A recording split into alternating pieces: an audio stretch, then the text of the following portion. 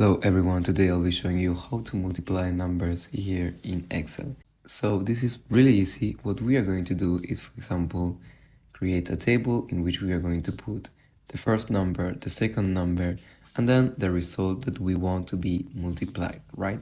So once in the third column, we are going to click on it and we are going to write this sign.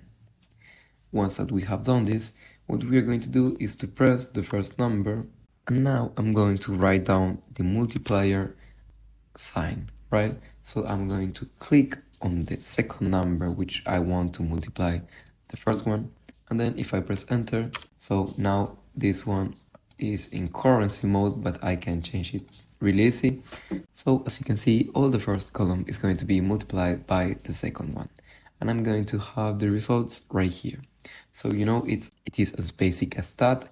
If you want to, for example, divide, you have to do the same, but you just have to change this sign. This is the sign for multiplying. If I press enter, as you can see, it is going to divide the whole table, right? So this was all the tutorial right here.